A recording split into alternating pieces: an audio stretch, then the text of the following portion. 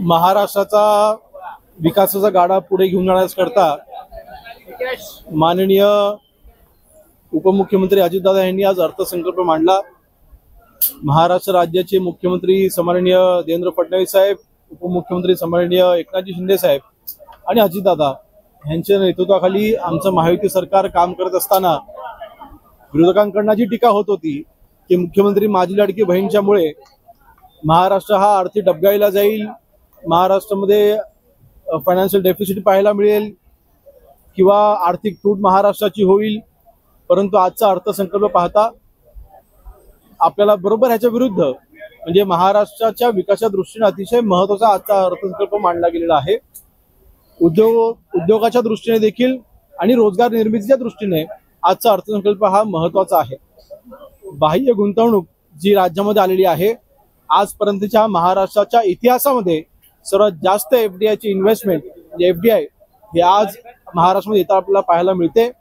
आपला सर्वांना कल्पना आहे की डावोसमध्ये जे तिथे डावोसमध्ये झालेली महाराष्ट्रामध्ये आलेली इन्व्हेस्टमेंट ती पाहता देखील जवळपास 16 लाख तिथे आपण रोजगाराची निर्मिती आपण करू शकणार आहोत।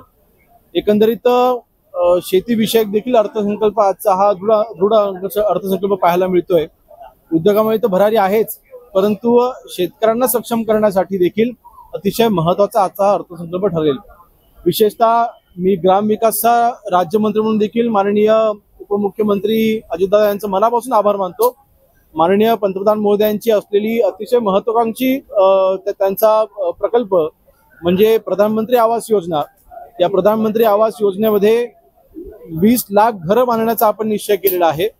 या 20 लाखापैकी जवळपास 19 लाख घरांना मंजुरी मिळालेली आहे।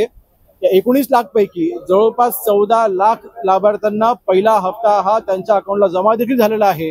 देशामधलं महाराष्ट्र हे सर्वात पहिलं राज्य आहे इतकं मोठं टार्गेट पूर्ण करण्याचं। एकंदरीत आपल्या कोकणासाठी देखील याच्यामध्ये निधी उपलब्ध करून दिला गेलेला आहे। मुंबई बँगलोर हायवे आपल्या सर्वांना कल्पना आहे की मुंबई गोवा हायवेवर आता जवळपास पूर्ण होत आलेला आहे। त्याला जोडूनच आता आपल्याला मुंबई बँगलोर हायवे हा देखील होणार आहे, जो जसा समृद्धीच्या आधारे हा हायवे होणार आहे आणि या हायवे करता देखील आपल्या सरकारने तिथे आर्थिक तरतूद केलेली आहे। लवकरच मुंबई गोवा हायवे हा मुंबई बँगलोर हायवे ज्यावेळेला तयार होईल समृद्धीच्या आधारावरती ग्रीनफील्ड रोड आपण त्याला म्हणतोय आणि नक्कीच जसं समृद्धी हायवे तयार झाल्याच्या नंतर त्या परिक्षेत्रामध्ये उद्योग यायला सुरुवात झाली, त्याच धर्तीवरती ज्यावेळेला हा हायवे पूर्ण होईल त्यावेळेला इथे देखील इथे आर्थिक आणि उद्योगाच्या दृष्टीने इथे भरारी येईल असा आमचा विश्वास आहे।